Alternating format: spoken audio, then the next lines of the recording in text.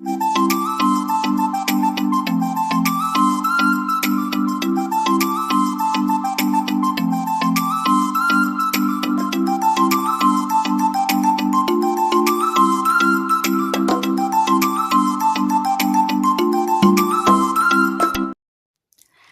Everyone, welcome back to my YouTube channel. ಹೇಗಿದ್ದೀರಾ ಎಲ್ಲರೂ? ಚೆನ್ನಾಗಿದ್ದೀರಾ ಅನ್ಕೊಳ್ತಾ ಇವತ್ತಿನ ವಿಡಿಯೋನ ಸ್ಟಾರ್ಟ್ ಮಾಡ್ತಾ ಇದ್ದೀನಿ. ಇವತ್ತು ಬೆಳಿಗ್ಗೆ ನಾನು ಬೇಗ ಎದ್ದಿದ್ದೆ, ಅಂದರೆ 5 ಗಂಟೆಗೆ ಎದ್ದಿದ್ದು.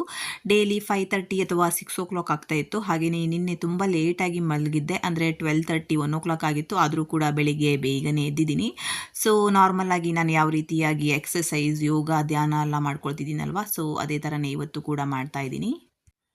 ಇನ್ನೊಂದೇನೆಂದರೆ, ಇವಾಗ ವಿಂಟರ್ ಸೀಸನ್ ಆಗಿರೋದ್ರಿಂದ ಬೆಳಿಗ್ಗೆ ಬೇಗ ಎದ್ದೇಳಬೇಕು ಅಂದರೆ ಸ್ವಲ್ಪ ಕಷ್ಟ ಅನಿಸುತ್ತೆ ಅಲ್ವಾ. ಬಟ್ ಒಂದ್ಸಲ ಎದ್ದು ನಾವು ಎಲ್ಲ ಕೆಲಸಗಳನ್ನು ಮಾಡಿಕೊಂಡು ಈ ರೀತಿ ಎಕ್ಸಸೈಸ್ ಎಲ್ಲ ಮಾಡಿಕೊಂಡ್ರೆ ಅಷ್ಟೇನು ಚಳಿ ಅನಿಸಲ್ಲ, ಚಳಿ ಎಲ್ಲ ಹೋಗಿಬಿಡುತ್ತೆ. ಹಾಗೆಯೇ ಮುಂಚೆ ಎಲ್ಲ ಹೇಗಂದರೆ ಯೋಗ ಮತ್ತು ಧ್ಯಾನ ಮಾಡಬೇಕಂದ್ರೆ ಇದು ಯಾರು ಮಾಡೋರಪ್ಪ ಅಂತ ಅನಿಸ್ತಿತ್ತು. ಸೊ ತುಂಬ ಸ್ಕಿಪ್ ಮಾಡ್ತಿದ್ದೆ ನಾನು, ವಾರದಲ್ಲಿ 2-3 ಸಲ ಅಷ್ಟೇ ಮಾಡ್ತಿದ್ದೆ. ಬಟ್ ಇವಾಗ ಹಾಗಲ್ಲ. ಸೊ ಡೈಲಿ ಮಾಡಬೇಕನ್ಸುತ್ತೆ. ಮಾಡಿದರೆ ಮನಸ್ಸಿಗಂತೂ ತುಂಬ ಖುಷಿ ಆಗುತ್ತೆ, ಮಾಡದೇ ಇದ್ದರೆ ಏನೋ ಒಂಥರ ಅನಿಸುತ್ತೆ, ಅಷ್ಟು ಆ್ಯಕ್ಟಿವ್ ಅನಿಸಲ್ಲ. ಹಾಗೆಯೇ ಇದೊಂದು ಹೊಸ ಇದನ್ನು ನಾನು ಎಕ್ಸಸೈಸನ್ನು ಆ್ಯಡ್ ಮಾಡ್ಕೊಂಡಿದ್ದೀನಿ ನನ್ನ ಇದರಲ್ಲಿ ಎಕ್ಸಸೈಸಲ್ಲಿ.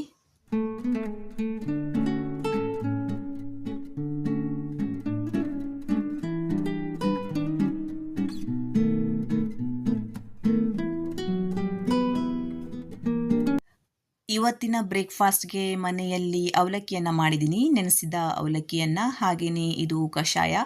ಚಳಿಗಾಲಕ್ಕೆ ಸ್ವಲ್ಪ ಬಿಸಿದೇನಾದರೂ ಕುಡಿಬೇಕಲ್ವ, ಹಾಗಾಗಿ ಟೀ ಕುಡಿಯಲ್ಲ, ಸೊ ಸ್ವಲ್ಪ ಕಷಾಯವನ್ನು ಮಾಡಿದ್ದೀನಿ. ಹಾಗೆಯೇ ಇದು ಬಸ್ಸಾರಿಗೆ ರೆಡಿ ಮಾಡ್ಕೋತಾ ಇದ್ದೀನಿ. ನಾನು ನೈಟ್ ಹೆಸರು ಕಾಳನ್ನು ನೆನೆಸಿಟ್ಟಿದ್ದೆ, ಸೊ ಅದನ್ನು ಬಾಯ್ಲ್ ಮಾಡ್ತಾ ಇದ್ದೀನಿ. ನಾನು ಕಾಳು ಜೊತೆನೇ ಸೊಪ್ಪನ್ನು ಹಾಕಲ್ಲ, ಒಬ್ಬೊಬ್ಬರು ಒಂದೊಂದು ಥರ ಮಾಡ್ತಾರೆ. ಸೊ ಕಾಳಿನ ಜೊತೆಗೆ ಸೊಪ್ಪನ್ನು ಹಾಕಿಬಿಟ್ರೆ ಸೊಪ್ಪಲ್ಲಿರೋ ವಿಟಮಿನ್ ಎಲ್ಲ ಹೋಗಿಬಿಡುತ್ತೆ. ಹಾಗಾಗಿ 60-70% ಕಾಳು ಬಾಯ್ಲ್ ಆದಮೇಲೆ ಸೊಪ್ಪನ್ನು ಹಾಕೋತೀನಿ. ನೆಕ್ಸ್ಟ್ ನಾನು ಇದಕ್ಕೆ ಒಂದು ಟೊಮೆಟೊ ಕೂಡ ಹಾಕೋತಾ ಇದ್ದೀನಿ. ಸೊ ಟೊಮೆಟೊ ಕೂಡ ಇದರಲ್ಲಿ ಬಾಯ್ಲ್ ಆದರೆ ಆಮೇಲೆ ಇದನ್ನು ಮಿಕ್ಸಿಗೆ ಹಾಕಿ ರುಬ್ಬೋದಲ್ವಾ. ನೋಡಿ, ಬಸ್ಸಾರಂತೂ ತುಂಬ ಕಲರ್ಫುಲ್ಲಾಗಿ ಚೆನ್ನಾಗಿ ಬಂದಿದೆ. ಸೊ ನಾನು ಇನ್ನೊಂದು ಸಲ ತೋರಿಸ್ತೀನಿ ಯಾವ ರೀತಿಯಾಗಿ ಬಸ್ಸಾರನ್ನು ಮಾಡ್ಕೋತೀನಿ ಅಂತ. ಹಾಗೆಯೇ ಇಲ್ಲಿ ಪಲ್ಯ ಕೂಡ ರೆಡಿ ಆಯಿತು. ಸೊ ದೇವಸ್ಥಾನಕ್ಕೆ ಹೋಗಬೇಕಿತ್ತು, ಹಾಗಾಗಿ ಬೇಗ ಬೇಗ ರೆಡಿಯಾಗಿ ದೇವಸ್ಥಾನಕ್ಕೆ ಬಂದಿದ್ದು. ಇದು ಸೋಮವಾರದ ಲಾಗ್ ಆಗಿರುತ್ತೆ. ಸೋಮವಾರ ಮೋಕ್ಷದ ಏಕಾದಶಿ ಇತ್ತಲ್ವ, ಹಾಗಾಗಿ ಗೋಪಾಲಕೃಷ್ಣ ದೇವಸ್ಥಾನಕ್ಕೆ ಬಂದ್ವಿ ನಾನು ಮತ್ತು ನನ್ನ ಮಗಳಿಬ್ಬರು.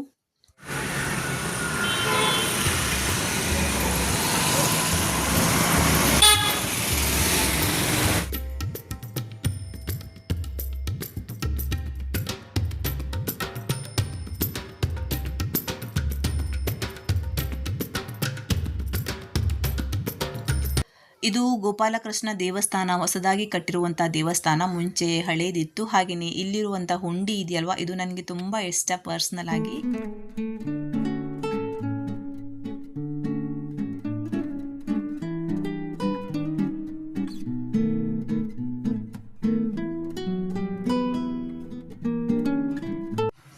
ನೆಕ್ಸ್ಟ್ ಇಲ್ಲಿಂದ ಮಾರಿಕಾಂಬಾ ದೇವಸ್ಥಾನಕ್ಕೂ ಕೂಡ ಹೋಗಿ ಬಂದ್ವಿ. ಮುಂದಿಂದ ಬಿಡ್ತಾ ಇಲ್ಲ, ಈ ಕಡೆಯಿಂದನೇ ದೇವಸ್ಥಾನದ ಒಳಗೆ ಹೋಗಬೇಕು. ಮನೆಗೆ ಬಂದಾಗ 2 ಗಂಟೆ ಆಗಿತ್ತು.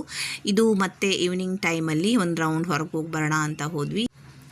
ಫಸ್ಟ್ ನಾವು ಅಮೂಲ್ ಪಾರ್ಲರ್ಗೆ ಹೋದ್ವಿ. ಅಲ್ಲಿ ಒಂದೊಂದು ಐಸ್ ಕ್ರೀಮನ್ನು ತೊಗೊಂಡ್ವಿ. ನಾನು ಪೇರ್ಲೆಂಡ್ ಇದನ್ನು ತೊಗೊಂಡೆ, ಫ್ಲೇವರನ್ನು ತೊಗೊಂಡೆ. ಅವರೊಂದು ಬಟರ್ ಸ್ಕಾಚನ್ನು ತೊಗೊಂಡ್ರು. ನೆಕ್ಸ್ಟ್ ಬಂದು ಸ್ವಲ್ಪ ಏನಾದರೂ ಖಾರ ಖಾರ ತಿನ್ನಬೇಕನ್ಸಿತ್ತು, ಹಾಗಾಗಿ ಇಲ್ಲಿಗೆ ಬಂದ್ವಿ ಗೋಲ್ಗಪ್ಪವನ್ನು ತಿನ್ನೋಕ್ಕೆ. ಇಲ್ಲಿ ತುಂಬ ಚೆನ್ನಾಗಿ ಗೋಲ್ಗಪ್ಪ ಸಿಗುತ್ತೆ. ಆಲ್ಮೋಸ್ಟ್ ಆಗಿ ಸಿರ್ಸಿಯಲ್ಲಿ ಇಲ್ಲೊಂದೇ ಕಡೆ ಅನಿಸುತ್ತೆ ತುಂಬ ಚೆನ್ನಾಗಿ ಸಿಗೋದು, ದೇವಿಕೆರೆ ಹತ್ತಿರ. ಹಾಗಾಗಿ ಅಲ್ಲಿ ಹೋಗಿ ನೆಕ್ಸ್ಟು ದೇವಿಕೆರೆ ಒಳಗೂ ಕೂಡ ಹೋದ್ವಿ. ಸೊ ಒಂದು ರೌಂಡು ಸುತ್ತ ಹಾಕಿ ಬರೋಣ ಅಂತ, ವಾಕಿಂಗ್ ಮಾಡಿ ಬರೋಣ ಅಂತ. ನೋಡಿ, ತುಂಬ ಚೆನ್ನಾಗಿ ಕಾಣಿಸ್ತಾ ಇದೆ ದೇವಿಕೆರೆ ನೈಟ್ ಟೈಮಲ್ಲಿ. ಫಾಸ್ಟ್ ಓಡ್ಬಿಡ್ತಾಳೆ ಅವಳು.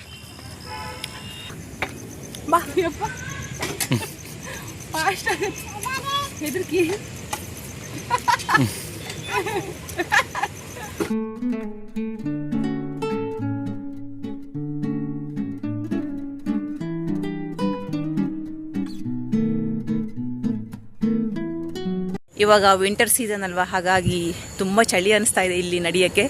ಸೊ ನೀರಿರೋದ್ರಿಂದ ತಂಪಾದ ಗಾಳಿ ಬೀಸ್ತಾ ಇದೆ. ಫಸ್ಟೇ ವಿಂಟರ್ ಸೀಸನ್, ಮತ್ತು ಇನ್ನೂ ಈ ಥರ ಇದು ಇದೆ ಅಂದರೆ, ಕೆರೆ ಇದೆ ಅಂದರೆ ಇನ್ನೂ ಚಳಿ ಆಗುತ್ತಲ್ವ. ಸೊ ಗಣೇಶ ಇದೆ ನೋಡಿ.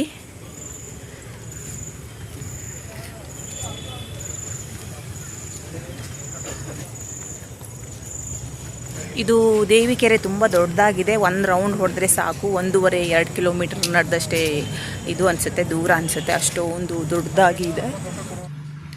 ನೋಡಿ ಎಷ್ಟು ಚೆನ್ನಾಗಿ ಎಲಿಗೆಂಟಾಗಿ ಕಾಣಿಸ್ತಿದೆ ಅಲ್ವಾ. ಸೊ ನೀರಲ್ಲಿ ಪ್ರತಿಯೊಂದು ಲೈಟಿನ ರಿಫ್ಲೆಕ್ಟ್ ಕೂಡ ಕಾಣಿಸ್ತಾ ಇದೆ, ಕಲರ್ಫುಲ್ ಆಗಿ ತುಂಬ ಸುಂದರವಾಗಿ ಕಾಣಿಸ್ತಾ ಇದೆ ದೇವಿಕೆರೆ.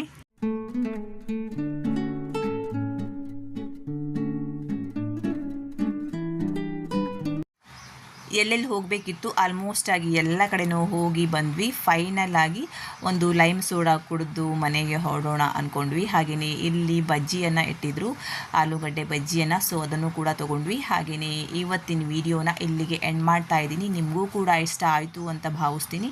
ಇಷ್ಟ ಆದರೆ ಪ್ಲೀಸ್ ಲೈಕ್ ಮಾಡಿ, ಶೇರ್ ಮಾಡಿ, ಕಮೆಂಟ್ ಮಾಡಿ, ಸಬ್ಸ್ಕ್ರೈಬ್ ಮಾಡೋದನ್ನು ಮರಿಬೇಡಿ. Thank you for watching. Take care, bye.